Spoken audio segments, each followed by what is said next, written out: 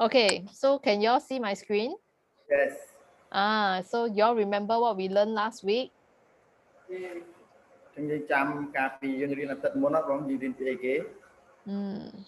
learned about different kind of time management.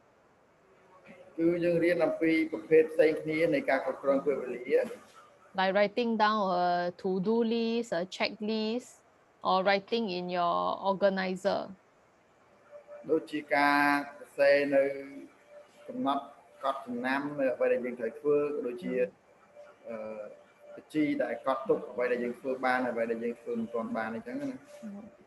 Then we also learn about how time management is not really managing time, but managing ourselves.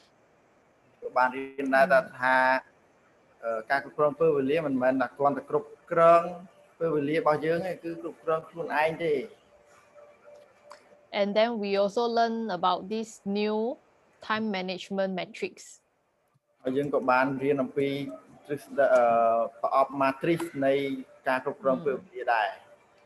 Anyone got any question understanding the difference between important and urgent?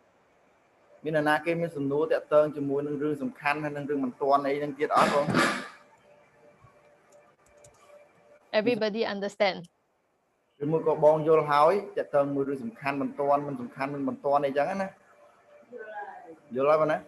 They understand already, sister. Okay, can someone give me some example of what is urgent and important? ចឹងមាននរណាគេអាចឲ្យឧទាហរណ៍គាត់ទេអ្វីដែលសំខាន់ហើយក៏បន្ទាន់អាចឲ្យឧទាហរណ៍គាត់រឿងអីមួយទេសំខាន់ហើយបន្ទាន់ទៀត The first box Q1 the first box urgent and important ទី1ដែលវាសំខាន់ហើយវាបន្ទាន់ទៀតតើវាជារឿងអីគេវាអាចជារឿងអីគេឧទាហរណ៍គាត់មួយមក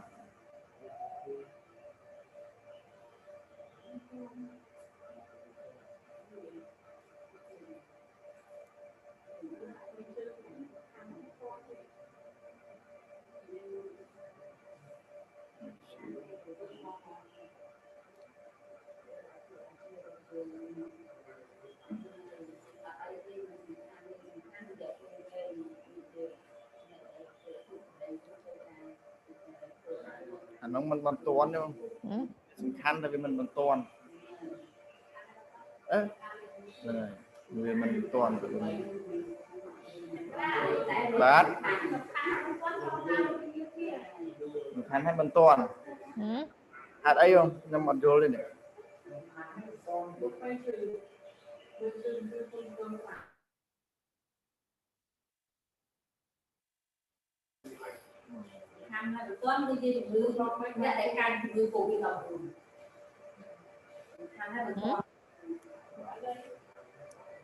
Some example. Pari said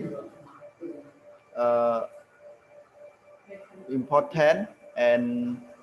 urgent is the person who got positive COVID.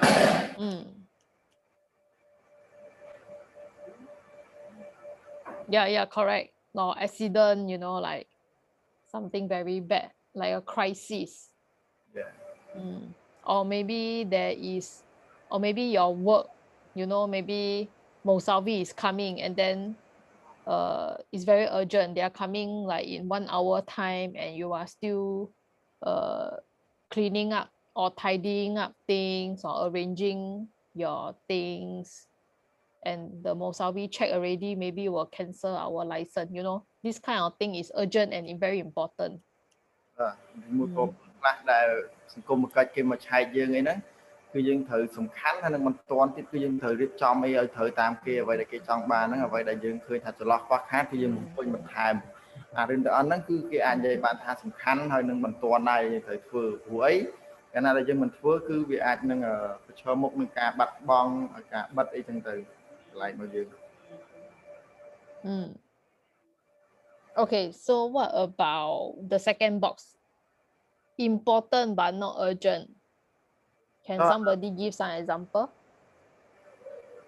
ចុះប្រអប់ទី2 សំខាន់ប៉ុន្តែវាមិនបន្ទាន់បងអាចឲ្យឧទាហរណ៍ទេក្នុងនេះគេនិយាយថាដូចជាការពារការកសាងទំនាក់ទំនងការចាប់យកឱកាសការធ្វើផែនការអីហ្នឹងគឺសិតតែសំខាន់ដែលមិនបន្ទាន់ពីប្រៃនឹងឯងវាសំខាន់តែទៅមិនគាត់តែជាយើងនាំប្រមាណហ្នឹងអានោះវាមិនសំខាន់ប៉ុន្តែព្រោះវាមិនគាត់តែតែយើងអាចយើងថាទៅដំណាំហ្នឹងយើងវាសំខាន់ណាស់ប៉ុន្តែយើងមិនទាន់យើងអាចដល់ដំណាំហ្នឹងសំខាន់ណាស់ប៉ុន្តែវាមិនទាន់យើងអាចធ្វើយើងអាចបានធ្វើតែ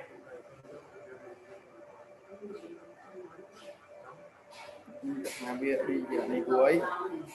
រឿងដែលសំខាន់បងត្រូវចាំថារឿងដែលសំខាន់គឺបាទពីប៉ះពាល់រយៈពេលវែងវាធ្វើផ្លាស់ប្ដូរជីវិតយើងហ្មងបើសិនជាវាកើតឡើង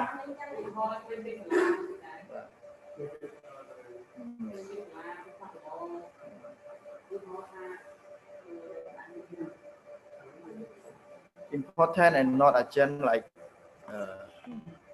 children skip school or climb up the fence very important but not urgent to sort of correct or thing yeah correct or things like what we are doing now. I mean planning, understanding ourselves, what we want, what is our purpose, all this is also very important but not urgent. ដូចជាការរៀបគម្រោងការរបស់ខ្លួនឯងជាដៅរបស់យើងអាហ្នឹងក៏អញ្ចឹងដែរវាសំខាន់ដែរវាសំខាន់ផងណាស់តែវាមិនទាន់យើងដាក់ផែនការអញ្ចឹងគឺយើងចង់ធ្វើពើណាក៏បានដែរប៉ុន្តែបើយើងធ្វើបានគឺវាធ្វើឲ្យជីវិតយើងផ្លាស់ប្ដូររយៈពេលវែង A lot of people live their yeah so a lot of people live their whole life without finding their meaning of life. They don't know what is their purpose here. This is not urgent, but it's very important to you know understand and know it. Yeah. មនុស្សពួកច្រើនគឺពួកគាត់តែងតែរស់នៅក្នុងការមិនមានផែនការច្បាស់លាស់សម្រាប់ខ្លួនគាត់ហ្នឹងធ្វើឲ្យជីវិតគាត់មិនល្អប្រសើរទេហើយបើសិនជានៅក្នុងហ្នឹងគេនិយាយថាវាមិនបន្ទាន់ទេដែលយើងត្រូវធ្វើប៉ុន្តែវាសំខាន់សម្រាប់យើងផែនការរបស់យើងហ្នឹងព្រោះយើងរៀបគម្រោងការធ្វើអីមួយគឺយើងត្រូវតែរៀបបើយើងមិនរៀបអញ្ចឹងគឺយើងធ្វើវាដោយងងឹតងងល់ហើយ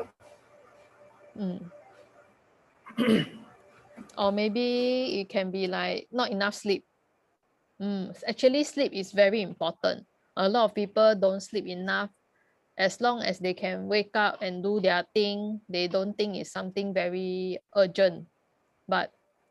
lack of sleep will cause a lot of health problem in the future. អញ្ចឹងមួយទៀតគឺទៅមួយការសម្រាប់មិនគ្រប់គ្រាន់ខ្លះយើងសម្រាប់មិនគ្រប់គ្រាន់មួយថ្ងៃពីរថ្ងៃ3ថ្ងៃគឺយើងមើលមិនដឹងអីទេគឺនៅតែធម្មតានៅតែយើងអាចដេកសងវិញបានយើងសម្រាប់សងវិញបានយើងធ្វើអីផ្សេងបានប៉ុន្តែវាមិនបានប៉ះពាល់ដល់យើងឥឡូវទេវាអាចប៉ះពាល់ដល់យើងនៅថ្ងៃអនាគតហើយរឿងហ្នឹងក៏វាមិនបន្ទាន់ដល់ត្រូវយើងប្រឈប់វាភ្លាមដែរការដេកមិនគ្រប់គ្រាន់ហ្នឹងតែយើងត្រូវធ្វើវាសំខាន់ Okay, so the third one, not important but urgent. Anyone can give some example? ទី3វាមិនសំខាន់ហើយក៏វាមិនសំខាន់ប៉ុន្តែវាបន្ទាន់ណាអ្នកទាំងអស់គ្នាអាចឲ្យឧទាហរណ៍គាត់ទេមិននិយាយពី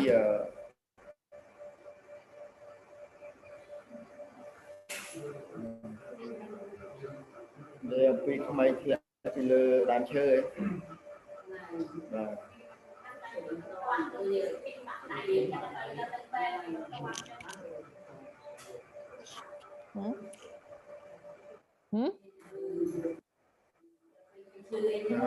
They said when children are sick, serious sick, it is urgent to bring to the hospital. But it's not important for us to do something. What about ourselves? What we do, like anything that is urgent but not important one, how we spend our time every day.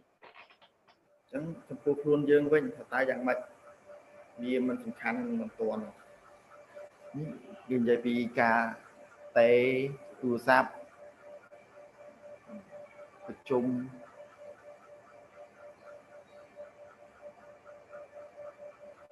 យើង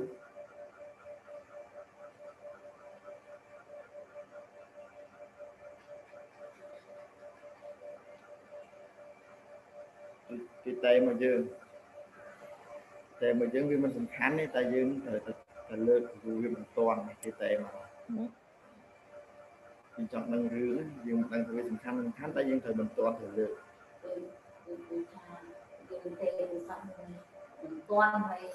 ការចាំបាច់របស់យើងតេមកសិនការចាំបាច់គឺតេដល់យើងអារម្មណ៍សេphone call. Phone call. We don't know whether important or not important, but it is urgent to pick up. Correct. So things that is like in front of us one, you know, they require us to react. All these are urgent things, but whether is it important or not, it depends. Not everything. For example, maybe the lightning strike, then the tree fall down, or then it may seem very urgent, you know, you want to see if anybody got hurt, but the tree, whether is there or not there, is not so important, right? គាត់ថារឿងដែលវាបន្ទាន់ហ្នឹងមានរឿងនៅខាងមុខយើងនឹងឯងការតេរូបឬមួយក៏ការតេឬមួយក៏យើងធ្វើខ្លះក៏មានការគ្រោះថ្នាក់អីមួយចំនួនអញ្ចឹងគឺយើងត្រូវបន្ទាន់តែត្រូវទៅមើលថាតើមានអ្នកណាគេរត់ដើមឈើបាក់អីមានអ្នកណាគេប៉ះពាល់អីអត់អីចឹងណា Or maybe you want to tidy your table, you know, you think that your table is very messy, then you want to tidy your table, and then you spend a lot of time tidying your table. It takes up a lot of time, but it's not very important, and actually also not very urgent. This one will be more for the last one, not important and not urgent. ការយើងរៀបចំតុរបស់យើងហ្នឹងចំតុកន្លែងយើងធ្វើការរៀបចំកន្លែងផ្ទះយើងវាមិនសំខាន់តែត្រូវយើងមិនទាន់តែត្រូវយើងវាមិនសំខាន់តែត្រូវយើងរៀបចំតុនឹងមុនគេទេតែវាក៏មិនទាន់ដែរវាអាចចូលដល់ប្រអប់ទី4 So the last one is time waster. It's like you do a lot of things to pass time one. Like maybe you got things to do but you don't want to do. Then you go and do other small things that you like to do, but not urgent, also not important one. Understand? អបចុងក្រោយហ្នឹងគឺប្រអប់ដែលជួយឲ្យយើងចំណាយពេលវេលាអត់ប្រយោជន៍មិនជួយយើងល្អណាអបទី4ហ្នឹងគឺមានន័យថារឿងដែលវាមិនសំខាន់ក៏មិនទាន់ដែរពេលខ្លះយើងរឿងតូចហ្នឹងតែរងថ្ងៃយើងចំណាយពេលយើងអត់ដឹងថាវាសំខាន់ឬក៏វាមិនទាន់ទេអញ្ចឹងបើចំអារឿងមួយណាដែលយើងធ្វើហើយវាមិនសំខាន់ហើយមិនទាន់គឺយើងចំណាយពេលវេលាអត់ប្រយោជន៍ទេមានថាដឹងថាអីដែលយើងត្រូវធ្វើមុនយើងធ្វើអាកិច្ចការកប៉ិចកប៉ុកនឹងមុនទៅធ្វើឲ្យចំណាយពេលវេលាខ្ជះខ្ជាយ Okay, so let me go through again briefly. So what's the difference? What it means for urgent? Urgent, it means that it requires your attention immediately អញ្ចឹងតើរឿងបន្ទាន់គឺមានន័យថាម៉េចបន្ទាន់ហ្នឹងគឺមានន័យថាវាទាមទារឲ្យយើងហ្នឹងគឺ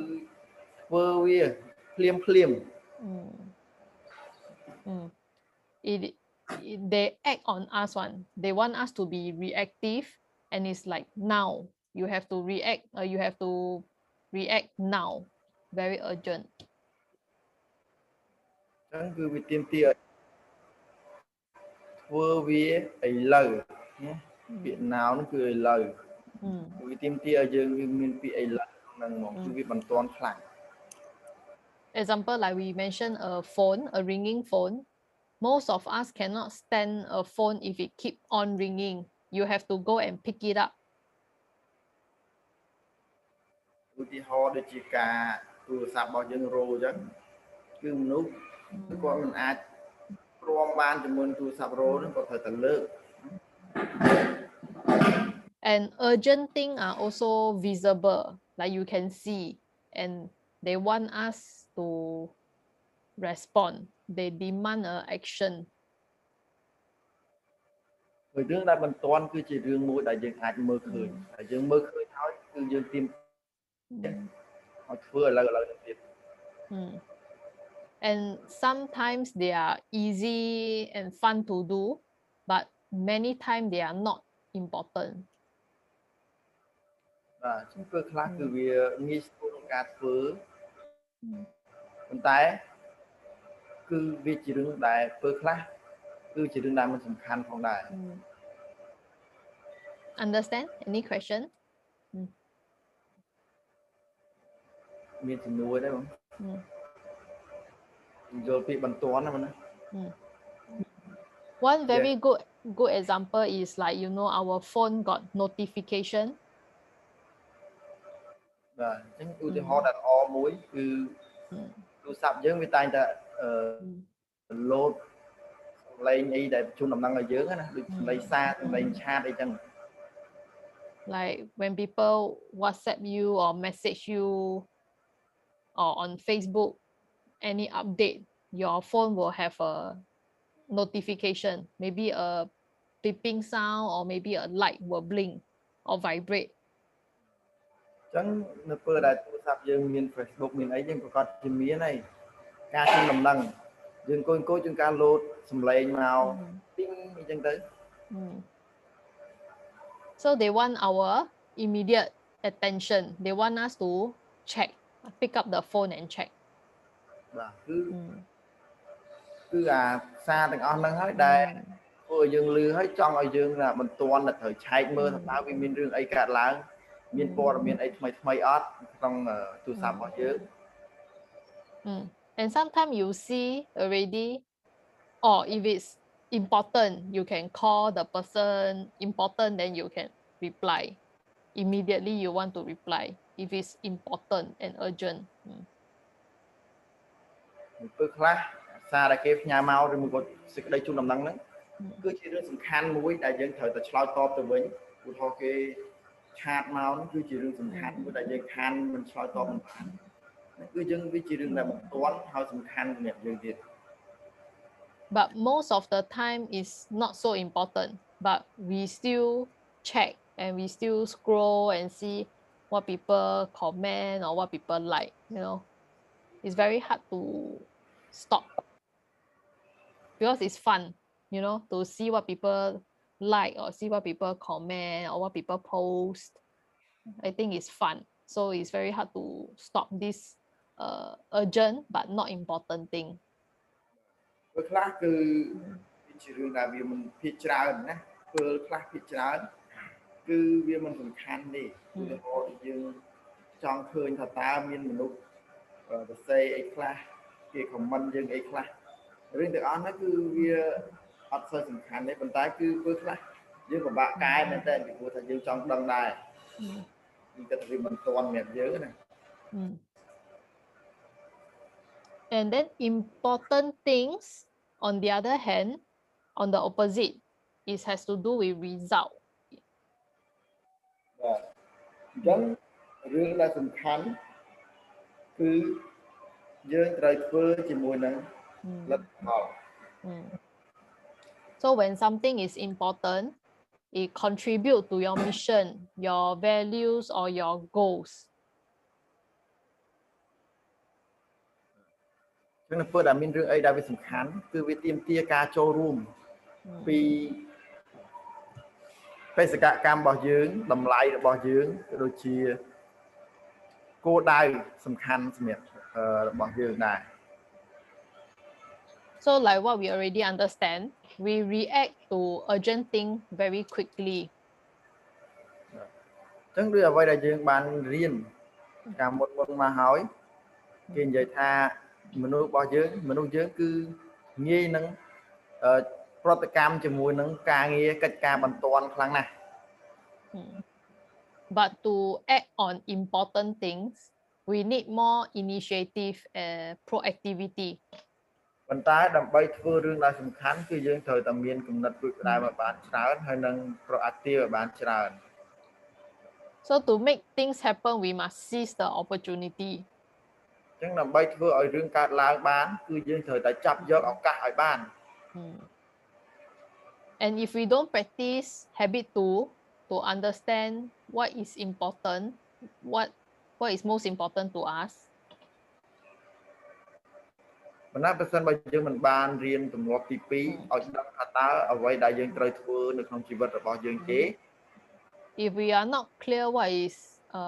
important to us, what we desire, we will easily use our time and energy on urgent things but not important. បើសិនបើយើងនៅតែមិនដឹងថាអ្វីដែលយើងត្រូវធ្វើសំខាន់ជាងគេនៅក្នុងជីវិតរបស់យើងហើយមិនដឹងអំពីចំណង់របស់យើងថាតើចង់បានលទ្ធផលអីគេទេ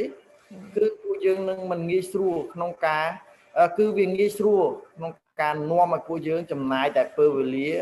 ហើយនឹងកម្លាំងផ្ដោតទៅលើរឿងដែលបន្ទាន់ប៉ុន្តែវាមិនសំខាន់ Understand any question? មានសំណួរទេបង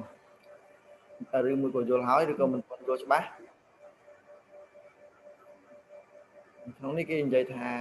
រឿងដែលសំខាន់គឺវាតកតងជាមួយនឹងបេសកកម្មតកតងជាមួយនឹងតម្លៃក៏ដូចជាគោលដៅរបស់យើងនឹងដែររឿងសំខាន់ដែលយើងត្រូវធ្វើដើម្បីផ្ដោតទៅលើហើយគេនិយាយទៀតថាមនុស្សយើងភាគច្រើនណាគឺចំណាយពេលវេលានឹងផ្ដោតទៅលើដែលរឿងមិនទាន់ប៉ុន្តែវាមិនសំខាន់មានថាយើងមានទម្លាប់ទី2ឲ្យយើងដឹងថាតើយើងត្រូវធ្វើអីយើងដឹងថាយើងមានគោលដៅអីយើងអត់ដឹងមានគោលដៅអីផងគឺយើងធ្វើតែរឿងបន្ទាន់ទេប៉ុន្តែវាមិនសំខាន់សម្រាប់យើងទេវាមិនអាចជួយជីវិតយើងឲ្យផ្លាស់ប្ដូរទេ Okay, let's quickly go back to this box. So the first one, we call it quadrant 1, Q1. Q1 is urgent and important. បាទអញ្ចឹងគឺយើងត្រឡប់មើលប្រអប់ទាំង4នេះវិញអញ្ចឹងទី1កន្លែងទី1នេះគេហៅថាប្រអប់ទី1ដែលវាមានជួរឈើបន្ទាន់ហើយនឹងជួរដេកសំខាន់ដេកទី1 Then the Q2 is the important but not urgent one, Q2, quadrant 2. មកទៀតគឺប្រអប់ទី2គឺវាមិនសំខាន់ប៉ុន្តែគឺវាមិនបន្ទាន់ប៉ុន្តែវាមិនគឺវាសំខាន់ Then Q3 and 4 is the not important one. Quadrant 3 is not important but urgent. សម្រាប់ប្រអប់ទី2នេះគឺប្រអប់ទី3ទី4នេះគឺវាមិនសំខាន់ទេប៉ុន្តែវាបន្ទាន់ហើយមិនបន្ទាន់ And then the last one, the Q4, quadrant 4 is not important and not urgent. Okay. ហើយប្រអប់ទី4ហ្នឹងគឺគេចង់និយាយថាវាមិនបន្ទាន់ហើយវាក៏មិនសំខាន់ដែរ Okay. So let's look at the first one now. Q1, quadrant 1 is urgent and important. បាទអញ្ចឹងយើងក៏លេខមកមើលប្រអប់ទី1ដែលប្រអប់ទី1នេះគឺជារឿងដែលវាសំខាន់ហើយក៏វាបន្ទាន់ផងដែរណា So this kind of thing usually require our immediate action and also bring result. បាទអញ្ចឹងអ្វីទាំងអស់នេះគឺវាទាមទារនៅការធ្វើយ៉ាងលឿនភ្លាមហើយនឹង ចេញលទ្ធផលភ្លាមផងដែរ So we usually call this crisis or problem. ពួកយើងតែងតែហៅវាថាជាវិបត្តិឬមួយក៏ជាបញ្ហា There are people with many crises. So in their life, they have a lot of urgent problem every day. បាទគឺមានមនុស្សមួយចំនួនគឺពួកគាត់តែងតែរស់នៅជាមួយនឹងវិបត្តិយ៉ាងច្រើនអញ្ចឹងហើយគឺ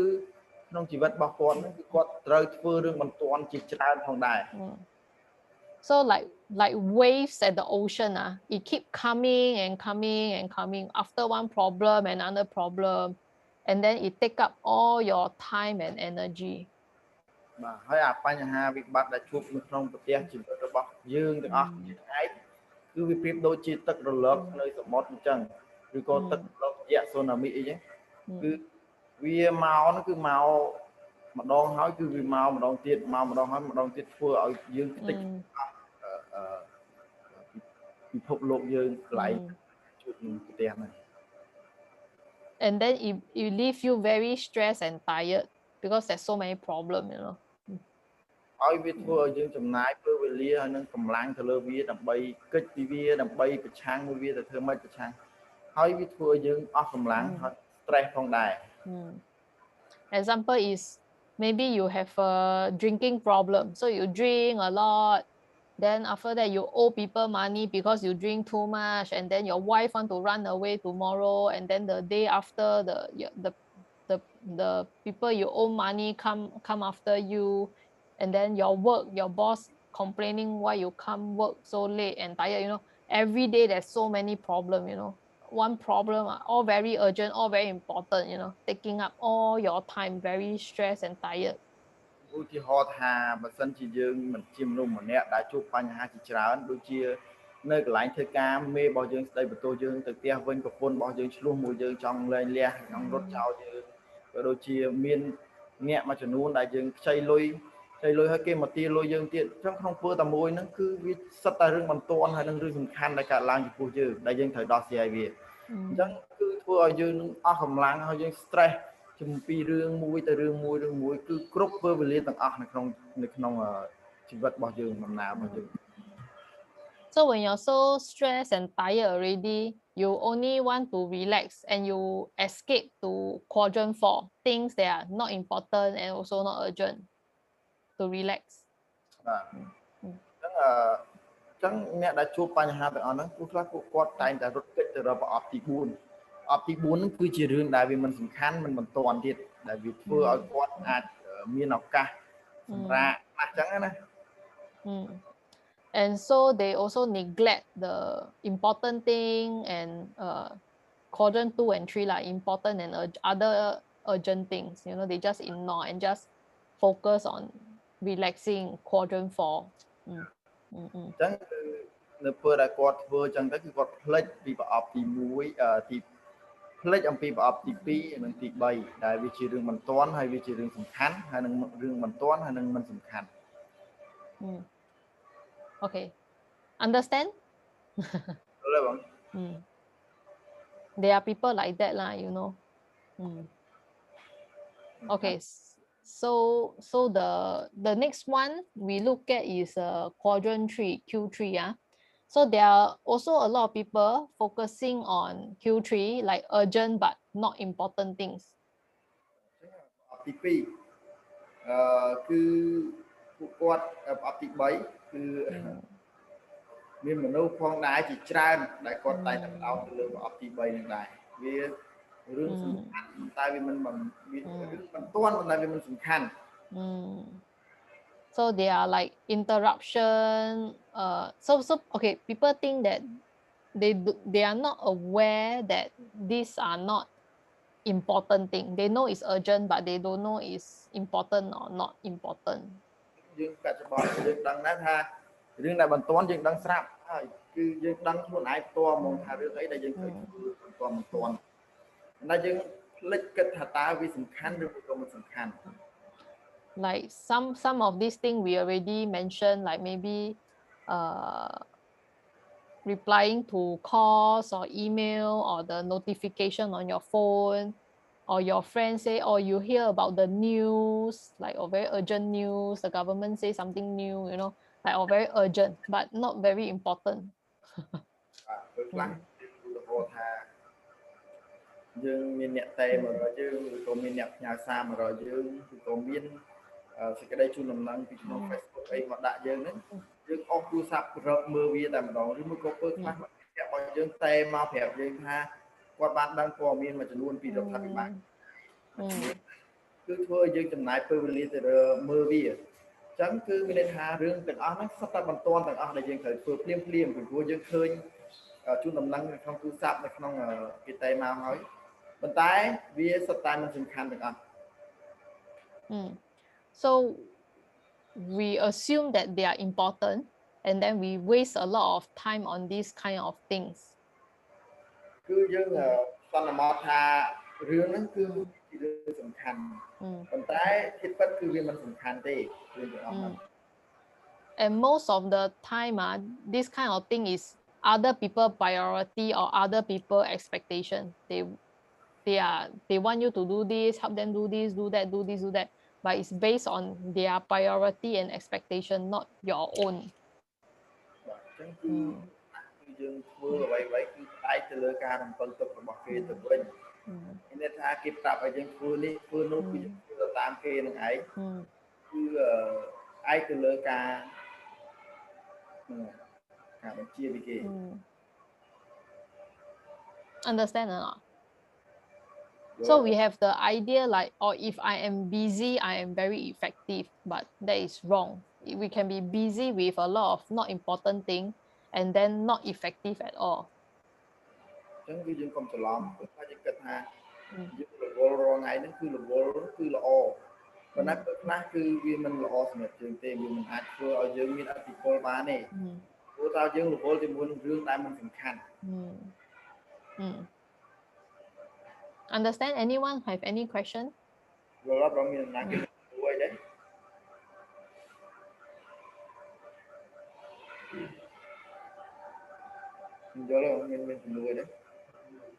Don't have.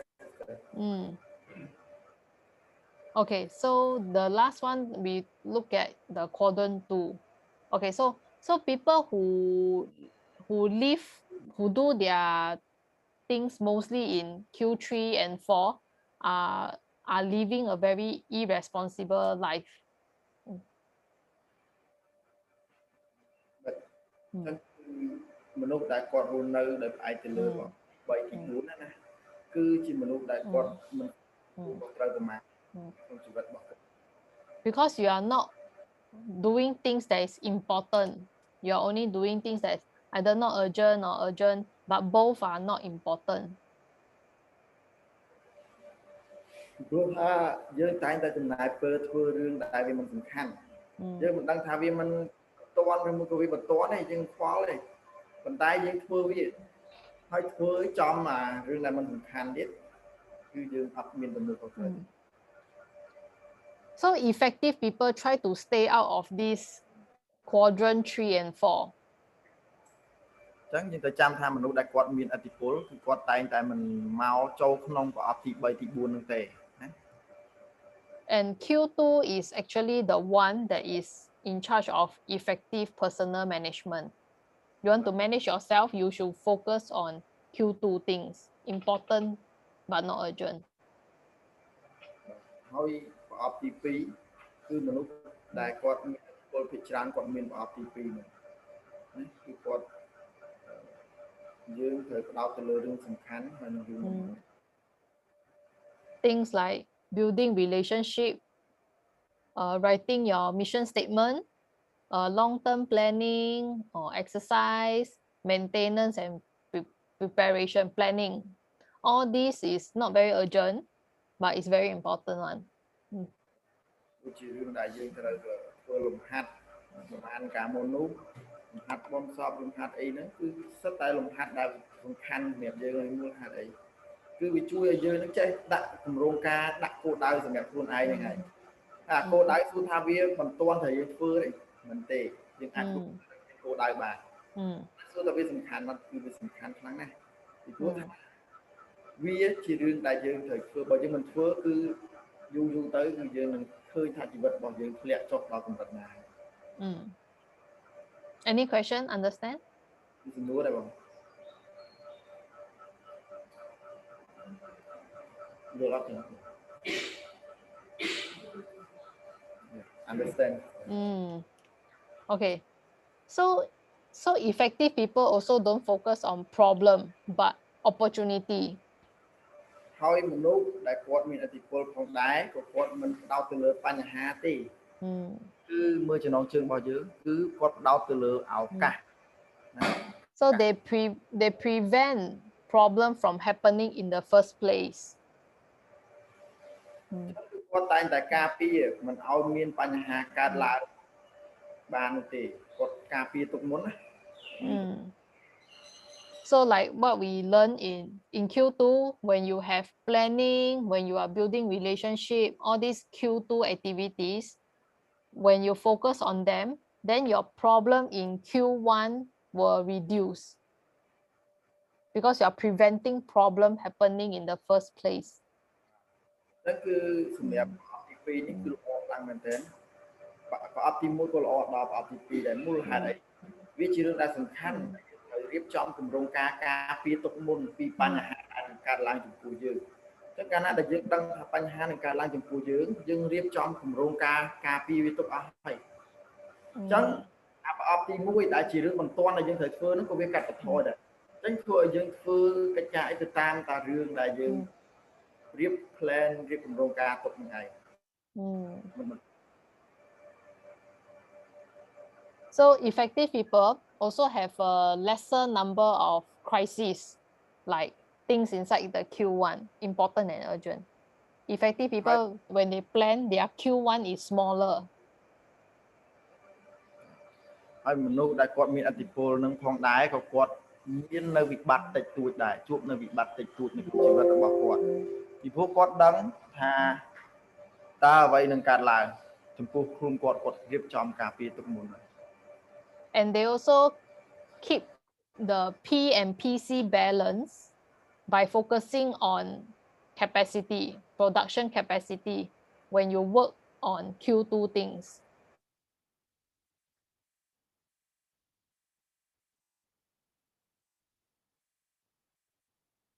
Hello? Hello, can you hear me?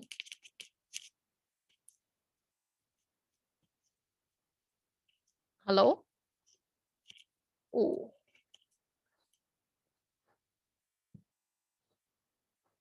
Okay, so do y'all remember P and PC? បាទយើងចាំសាច់រឿងកញ្ញាហើយនឹងសុតមានទេបងយើងចាំទេនៅចាំទេ Yes, remember. So Q2 is working on the goose, the PC, your capacity to produce. អញ្ចឹងអាប្រអប់ទី2នេះគឺវាផ្ដោតទៅលើសុតមាសមានន័យថាសមត្ថភាពផលិតរបស់កញ្ញា Okay, so when you work on Q2 more, you will have more P, your golden egg more. គឺប្រអប់ទី2គេផ្ដោតលើសត្វកញ្ញាថែរក្សាកញ្ញាបានល្អបានអាលទ្ធផលនេះបាន Okay, so with all we have learned, all the Q1, 2, 3, 4, do y'all have any question or not?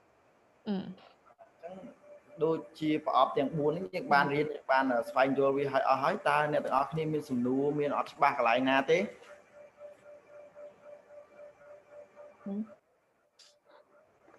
មានសំណួរមានអត់ច្បាស់កន្លែងណាទេអត់មានទេណាអត់មានសំណួរហ្មង Don't have sister. Okay, so do y'all still remember the question when we start this habit tree at the beginning of the lesson? Beginning of habit tree, we answer 2 questions. Y'all got write down the answer? បាទទី3របស់យើងសួរសំណួរ2ទៅអត់ពីមុននោះតែយើងបានឆ្លើយហើយណាមួយហ្នឹង2ហ្នឹង thì bạn xé đấy nó thành nua ta vậy đã sủng khăn ơi dương một phửa thì năng thành dương thời phửa đây dương một phửa hỏi rồi they did already sister. Okay, so all these things, which box is it belong to? 1, 2, 3, or 4?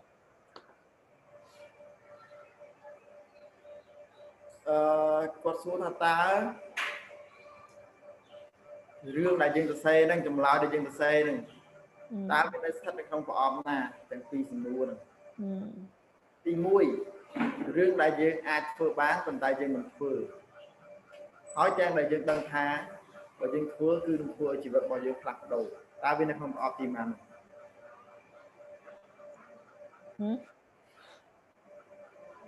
phi mình ra ngoài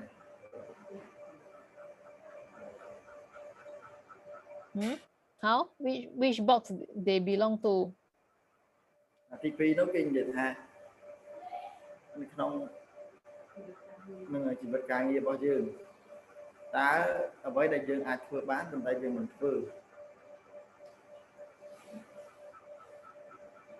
đang làm bao nhiêu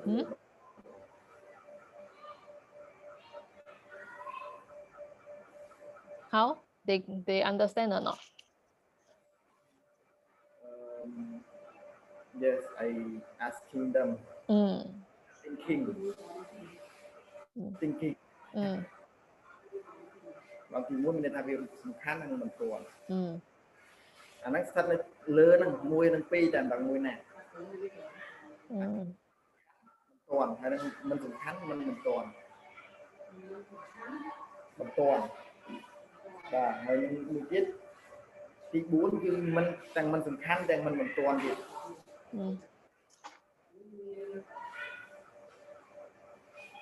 នឹងថានៅប្រអប់ទី2វាទី3ទី4បាទទី3ទី4យើងបាច់ជ័យអានោះទេប៉ុន្តែបញ្ហាតានោះគឺនិយាយពីបញ្ហាដែរយើងអាចយើងដឹងហើយយើងធ្វើ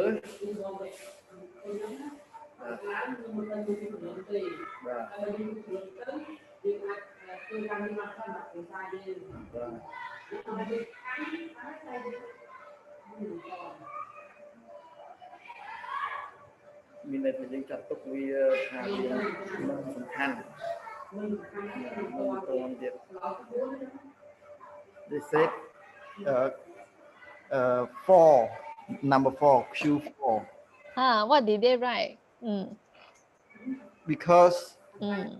we know already that it is important. If we do, will change our life, but we don't do. So it's 2 or 4? Said 4. Why 4 is not important and not urgent, you know?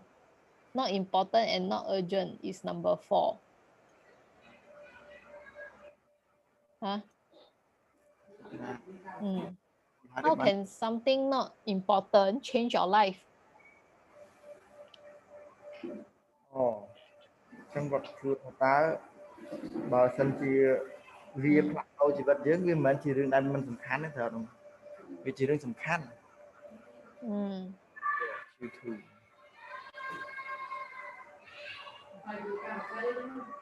ការផ្សេងចុះអ្នកផ្សេងទៀតគាត់ថានៅប្រអប់ទីម៉ានអារឿងហ្នឹងវាសំខាន់សម្រាប់ឯងនេះអារឿងដែលយើងដឹងធ្វើឲ្យមិនធ្វើរឿងអីរឿងហ្នឹង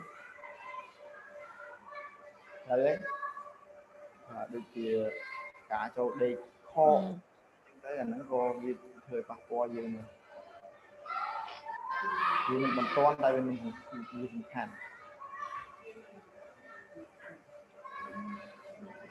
Q2 sister what did they write? Can some of them share what they write or not? Who comfortable to share? anh điពីចម្លើយរបស់បងឯងឆ្លើយយ៉ាងម៉េច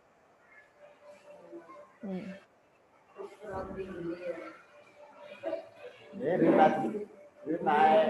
មិនសំខាន់មិនតក់រឿងដែលយើងដឹងថាយើងអាចធ្វើបានតែយើងមិនធ្វើហើយយើងដឹងថារឿងហ្នឹងគឺជាអាចផ្លាស់ប្ដូរជីវិតរបស់យើង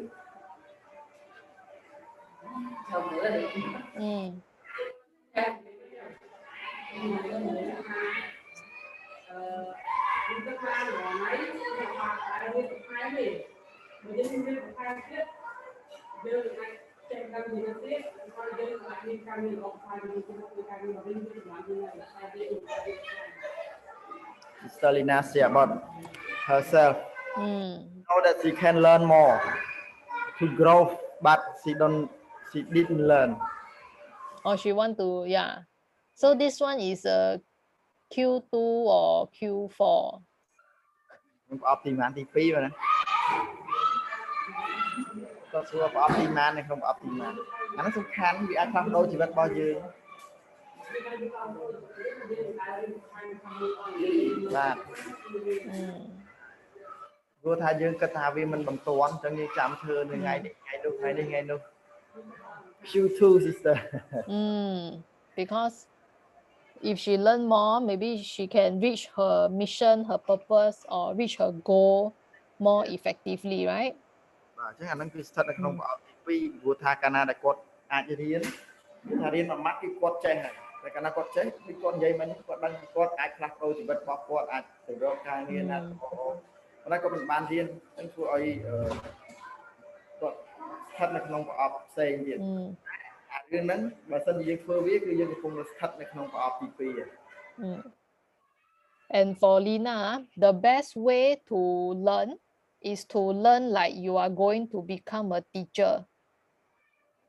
អញ្ចឹងគឺរឿងដែលល្អបំផុតដែលបងត្រូវធ្វើគឺបងឯងរៀនគឺធ្វើខ្លួនឯងរៀនឲ្យអាចខ្លាចទៅជាគ្រូបង្រៀនគេវិញមានថាយើងរៀនឲ្យចេះហើយយកទៅចែករំលែកដល់គេអាហ្នឹងបាន When you can teach and explain clearly, then you have really 100% learned the thing already. បាទនៅពេលដែលយើងយល់ហើយយើងបញ្យល់គេបាន 100%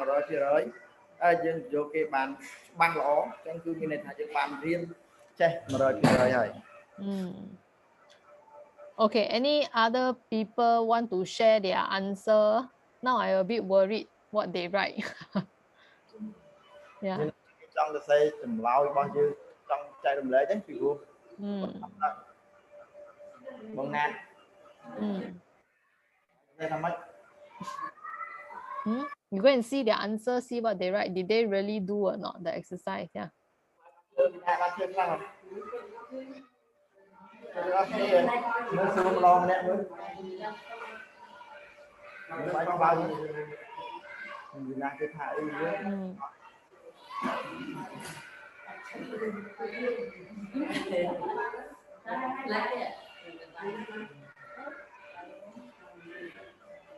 So what did Tiara, is Tiara there or not?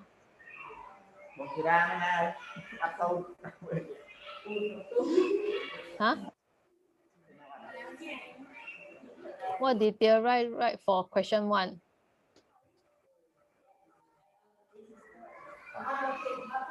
Makpari want to say. Oh, okay. Yeah, what did Makpari write for question 1? Yeah.